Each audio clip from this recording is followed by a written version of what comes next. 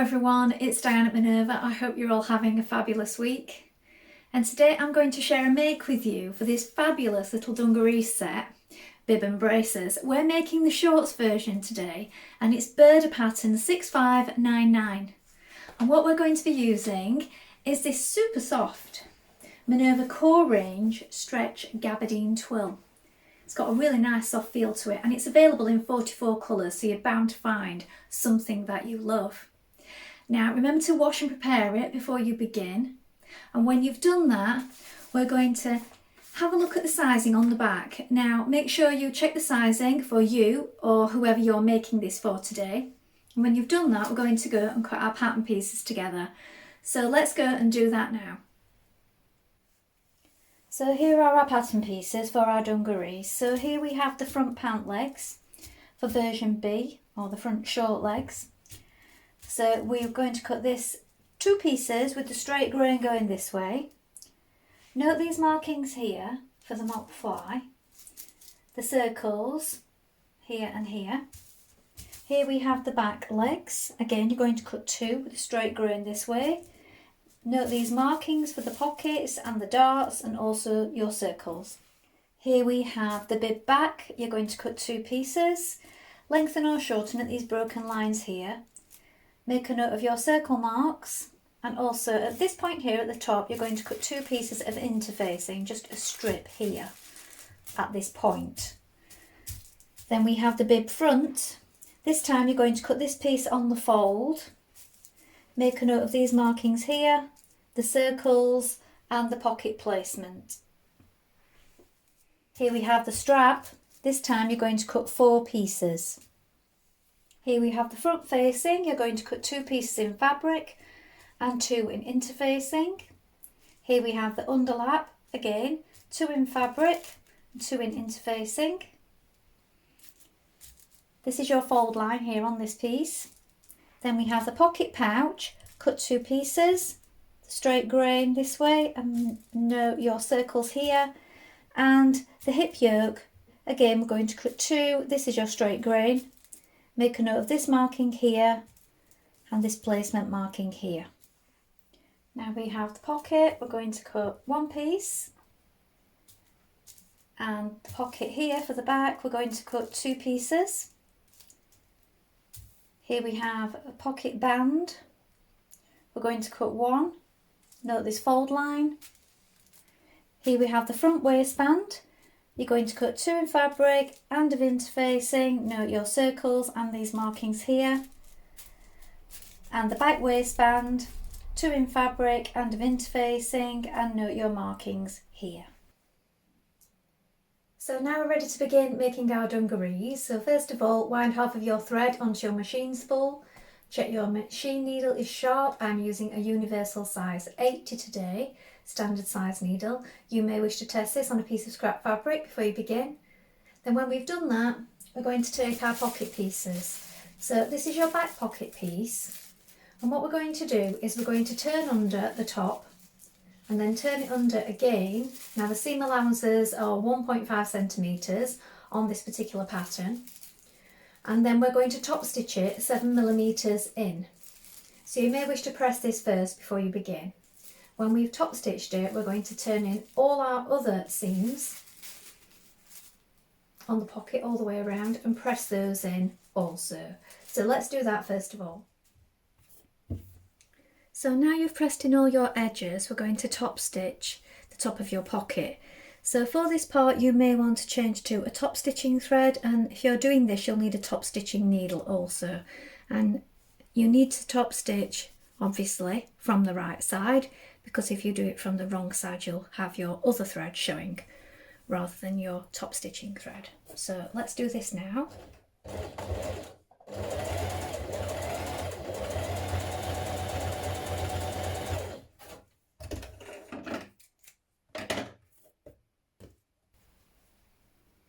Then you're going to neaten your edges if you wish on the inside.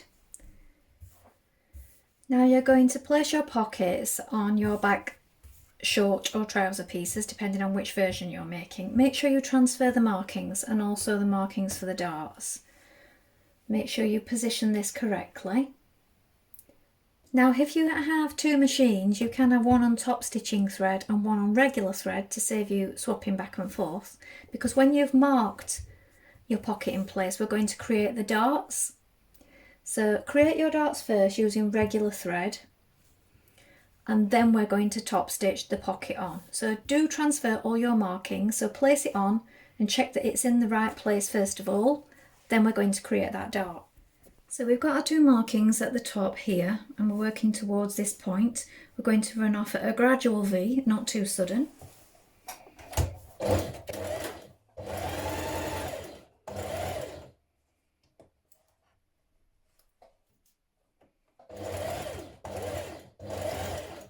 Let your threads run free and you're going to knot those down towards the point.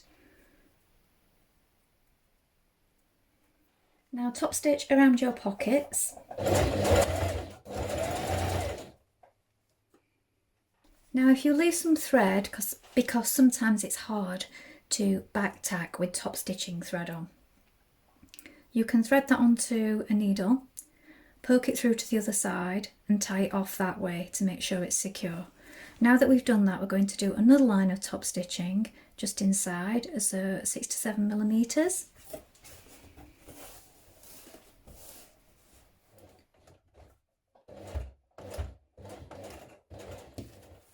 Now you're going to pin your pocket piece to your side of your trouser or shorts piece like this, with the right sides facing. You're going to stitch that in place.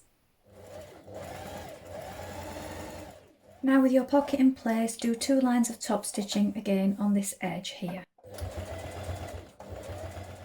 Now you're going to lay your hip yoke piece behind your front leg piece like this. So here is where we've just stitched our pocket. You're going to line up the marking, so I've made a little notch here where the marking was and also at the side. So that goes there like that. These are my placements for buttonholes. So I've put a pin in so that the chalk marks don't rub off. And there's my other marking at the side there. So it will look like this. Now what we're going to do is we're going to baste the pocket pieces together here at the top, but leave the front of your leg here running free. So baste along this area and also just at the side here to keep that in place. Then we can stitch around our pocket pieces and edge finish them. Baste your central front seam down to the marking here. I've got mine marked with a pin. Back tack at this point.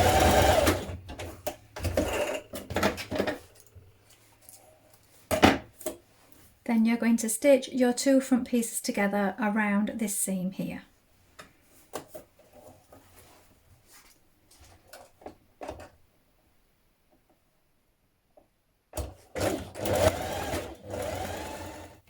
Now pin that piece that you've just stitched over to the right front. So here we are, so that facing piece there is to the right front. And now with your markings transferred, you're going to top stitch this curve here of the mock fly from the right side.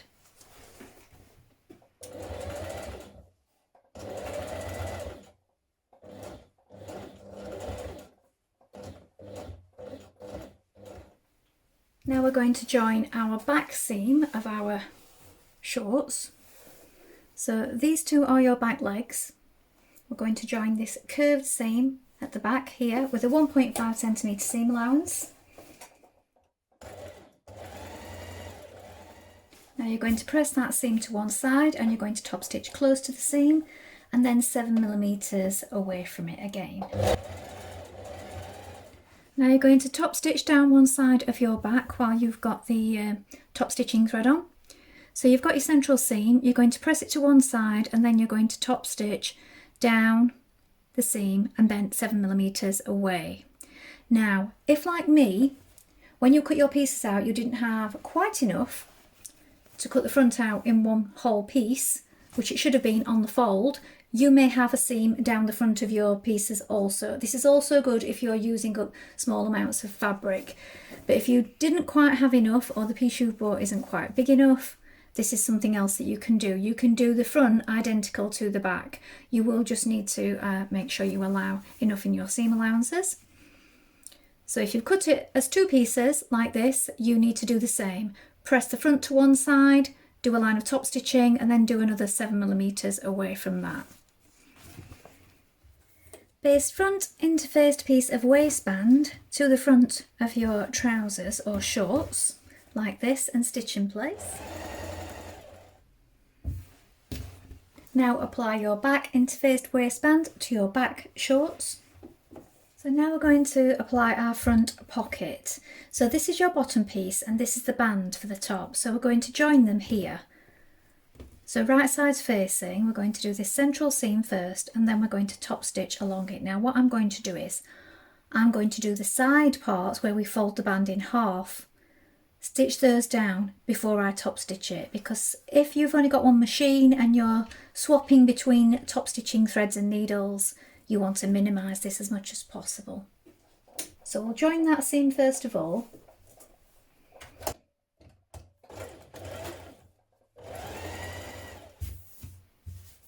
So we're going to be top stitching along there, but first of all, if we fold this back, this is your band, and you've got your fold line markings here and here. I'm going to stitch down either side in your seam allowance.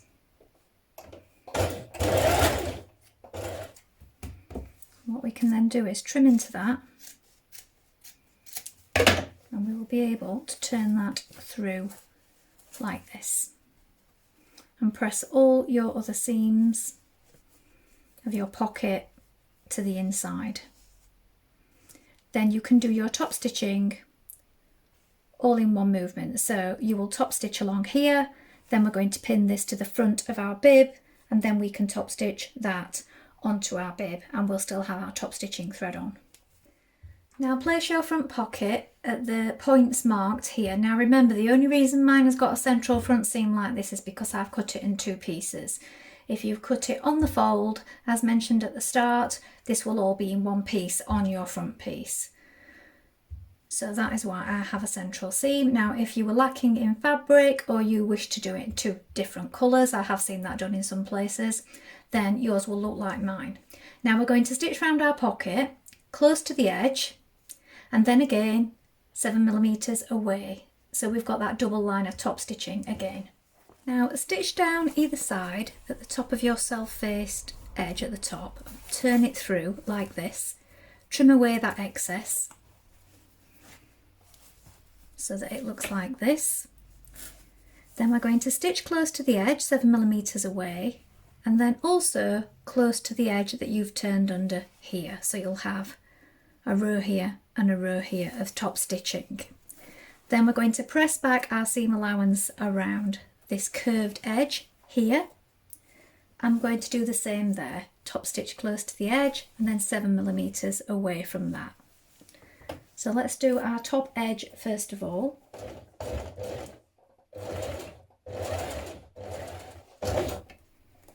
Top stitch around the curve at the sides of your bib.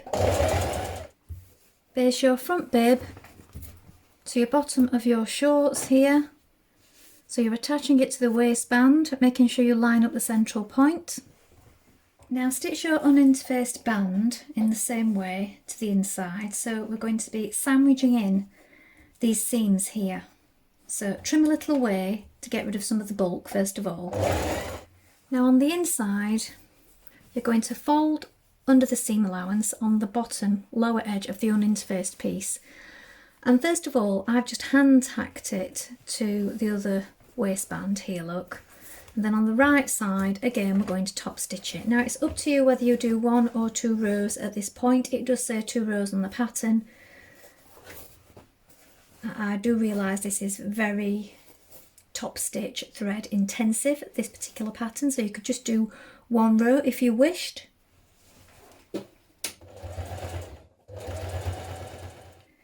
Now stitch your back bottom shorts to your back bib.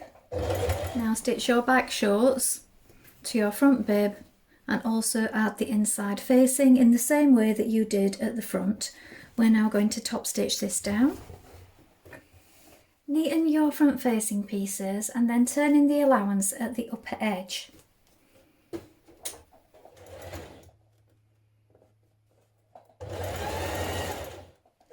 Now stitch your facings to your front bib, so you're lining it up with the underarm point here, down the side, past your waistband, and it ends just above the pocket point here. So we're stitching this into the seam allowances, back tack to begin. Fold each underlap on the fold line down the centre and stitch across the top.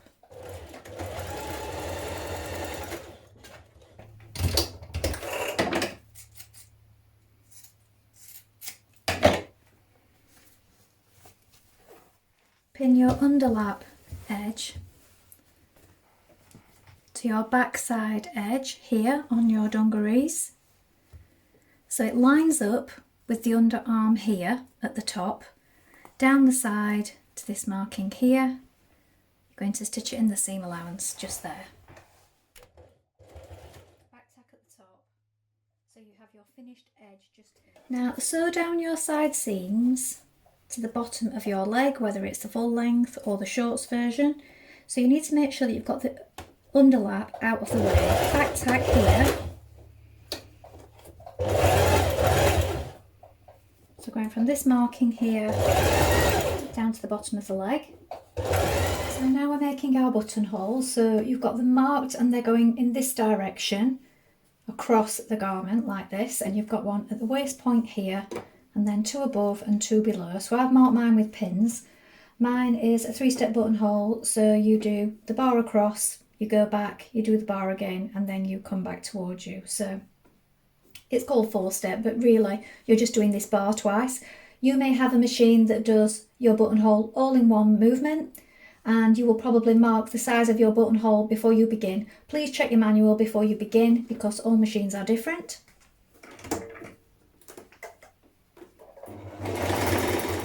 Now continue with your top stitching down the sides of where you've created your buttonholes here and down the side leg. So you continue the stitching. Make sure that you move this flap out of the way here where your buttons are going to go. Now you're going to stitch your inside leg seams together here. So I've pinned together my central seam. I've pinned it together at the bottom.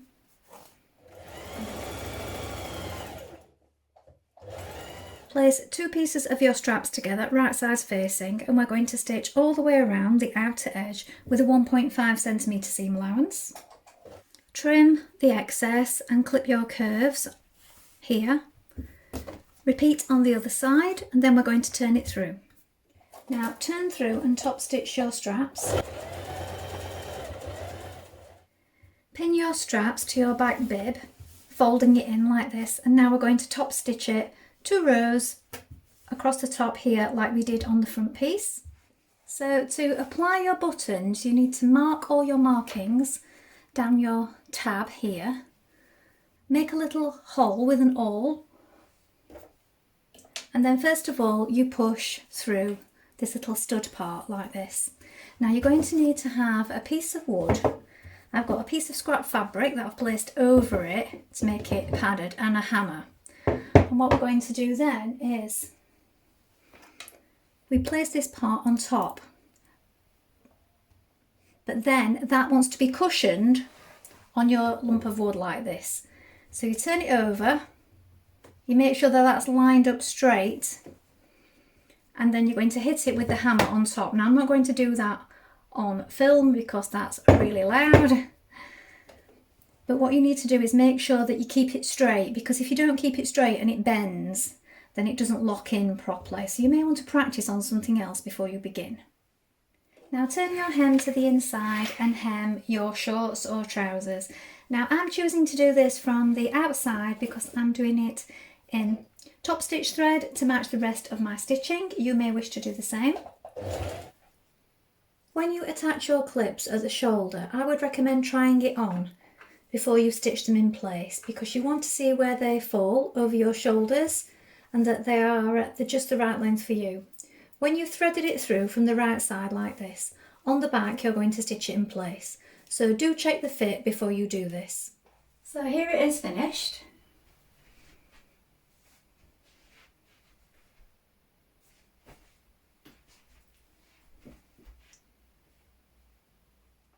Well, I hope you've enjoyed sewing along with me today. Have you sewn this pattern before? Please let us know in the comments below along with any photographs. We always love to see what you've been making. Now I think this would look wonderful in a range of fabrics. I think especially if you used a sort of printed denim like the one on the cover. So there's a whole range of denims to choose from with flowers, abstract designs, all sorts. And that would look really cute like this with a nice white top underneath. I also like the full length version. So do let us know what you've made it in. We look forward to seeing those. And also it lends itself really well to a bit of stash busting.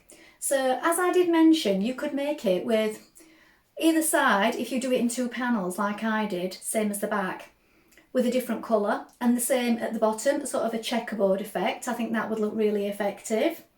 So you could use up some of your scraps or buy 2 contrasting fabrics and make it a bit of a design feature. So loads of ideas, loads of fun to play around with. I think with the panels it just really lends itself to having some fun with your patterns and fabrics. So that's all from me for today. Remember to like and follow Minerva to get more video content like this every week, and of course take a look at the Minerva Craft Club to get 10% off all your orders for a whole year. I'll be back soon with another sew along, but thank you so much for watching. Bye for now.